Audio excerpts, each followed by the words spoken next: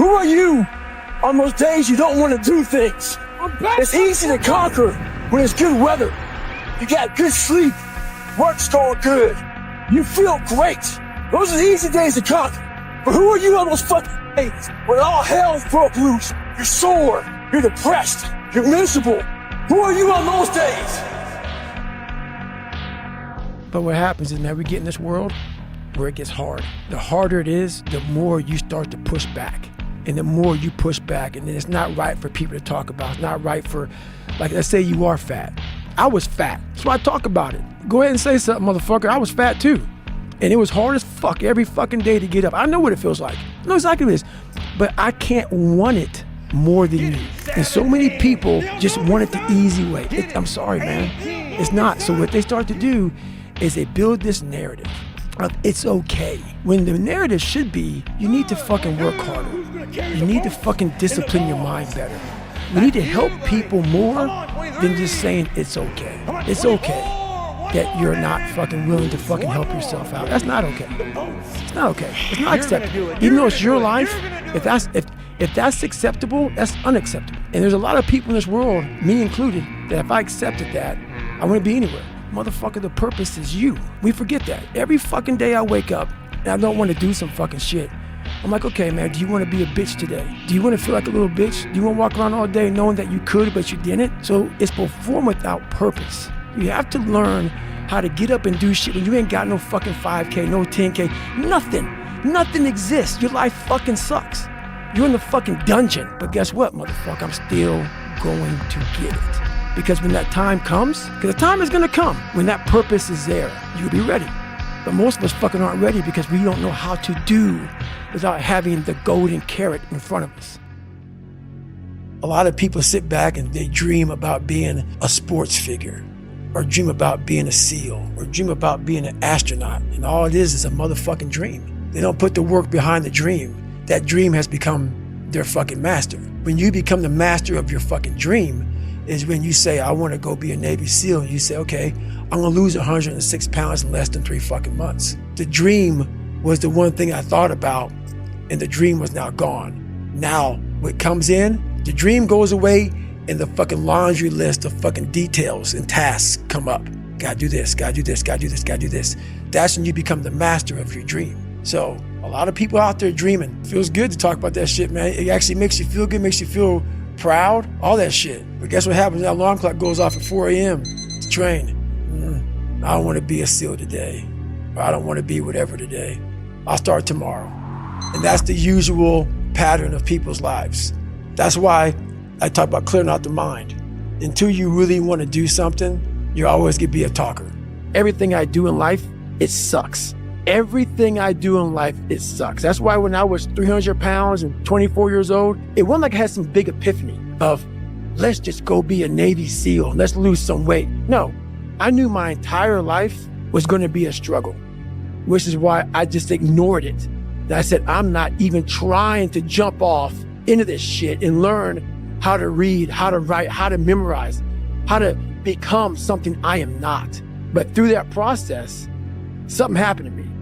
And I realized this is why I feel sorry for no one. People are gonna think that I am maybe lying or maybe fibbing or exaggerating. No, I was the lowest form on earth, no talent, no ability to learn. And I literally know what it is to be rock bottom and to build that up. So that question about learning, it's a pain in my ass. And I don't have to do it. So think about it. I'm 49 years old and I'm a multi-millionaire. I don't have to do anything. So all I thought about when I was growing up is, man, I can't wait to one day get to the point where I no longer have to do this stuff. But what happens, I got older, it became a way of living. So how I do every day is how I do every day. It's a discipline, it's a regimen, it was a choice I made. And the choice I made was, what are you willing to sacrifice and what are you willing to give up to find every bit of who you are as a human being?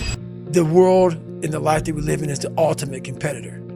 It will try to take you out. It will find your weakness and it will fucking just hammer you. If I can help you build belief, build confidence to the point where nothing can hurt you because you know exactly who you are. you've faced your demons. You were able to hear all your past traumas. You were able to listen to them. You're able to fucking say, okay, now I can now talk to people about what I went through. I'm no longer embarrassed. I'm no longer ashamed. Being ashamed is one of the biggest things that kill people nowadays. In their minds, kill them from moving forward. I'm ashamed of myself. Don't ever be ashamed of anything you've done in your life. Face it, fix it, make it better. Everything I need is in my mental lab. Everything.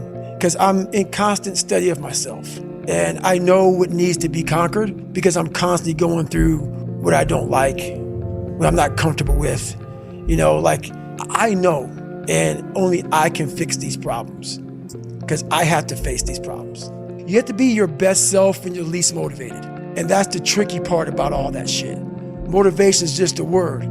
You have to have these different things in your mind on where you want to go and know that motivation is not going to get me there because I'm not going to always be motivated. Jocko said the exact same thing. He said that discipline eats motivation for breakfast. And discipline's good too. But without a clear headspace, there's no discipline. Let's say we have a circuit breaker, okay? And I'm loading everything up to one fucking circuit. Just load it up. It's gonna fucking blow. And once that thing blows, man, the circuit's all fucked up. You gotta have each thing plugged into the right spot, like a fucking crowded garage. You can't put anything in it. Once your brain is crowded, discipline is great. Motivation is great. But if you can't fit shit in your brain because it's all fucking cluttered with shit, there's no discipline. You may have it sometimes when it fits in that crowded garage of your mind, but you don't have the consistency that you need to have with that discipline. I call it mental zones. Is you're organizing your mind so you can put that discipline. So a lot of people talk about discipline. Okay, great.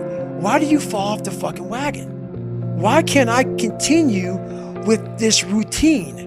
Going to the gym, being better, waking up early, eating the right foods. It's because maybe it's your kids, maybe it's your wife, maybe it's your job, and it's all just stuffed in your fucking brain. You don't have it compartmentalized and organized in these nice shelves. Like you look in the garage, it's all fucking a nice organized militant garage. Hey, where are my dumbbells? Right there. A lot of people whose brain, hey, where's my dumbbells? Let me look. They're fucking throwing shit, they're looking through totes, they're all fucked up. So where am I gonna put discipline in that mind if I can't find other shit? You gotta be able to find all these different things in your mind. Oh, I can put discipline right there. I can put consistency right there. I can put all these things right there in that spot. So that's what I'm talking about. If your life is not organized, and your life being everything around you, because it takes one little fucked up piece of outside interference to clutter your whole mind. Your brain is the most powerful weapon in the world. Once you put away your phones and your computers and all that we have nowadays, yeah, it's great. We're up to date. But your brain is the only thing you have when you're going through depression, when you're going through hard times, when you're going through death. Real life, you got to tell your brain where you want to go and how you want to go and how you want to get there. You got to control it. If not, it's over. I can't get this paragraph. I can't remember what the f***'s in this paragraph to pass this test to get in the military. Read again. Still not getting it. Read again. But if you're not getting it, write it out. And that's how I started learning. Okay, well, I got to write out everything I do. And then write it out again. And write it out again. And guess what happened? I got it.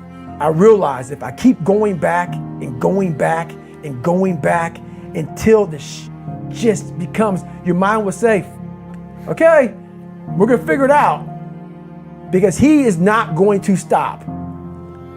It's not like I'm gonna try one more time. No, it's just like alarm clock goes off, boop, we're going back. I can't read right, we're going back. I gave myself no way out, and my mind realized that. They said, okay, we're gonna adapt and overcome now.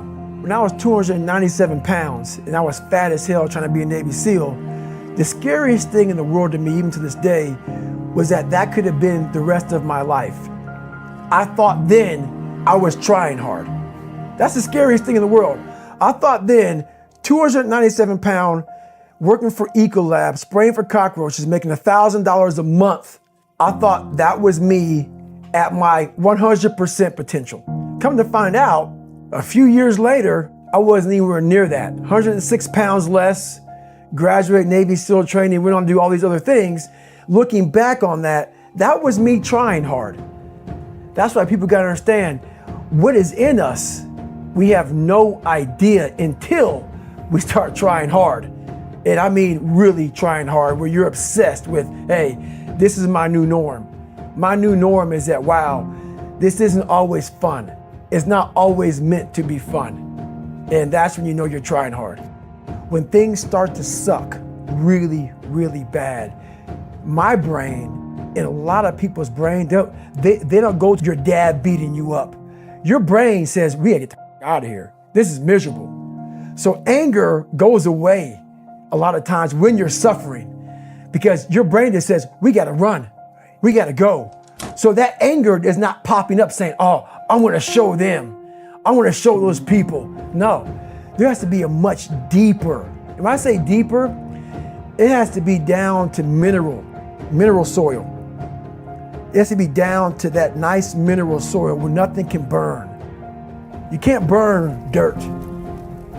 So it has to be down that low, that literally is something in you that's at the core of your soul. But you don't find it unless you spend a lot of time with what you want to be in life. I can't give that to you. Right. You can't give it to somebody. When you find your true passion in life, and my passion for me was like, oh, I want to be, I don't give a Navy SEALs, Army, I don't give a shit. I want to serve my country. I want to be someone that I'm proud of. I want to look at myself in the mirror because I was so disappointed. That accountability mirror I talk about, I was so disappointed in what I saw every day. I wanted everybody to love David Goggins. And a lot of people did. I didn't love myself. I found peace on the opposite end of finding myself. And no one really finds themselves without going through trials, tribulations, suffering, accountability. And accountability is suffering. Being accountable every day for doing right for yourself, for the people next to you, it's miserable. It's hard. So, even the smallest details.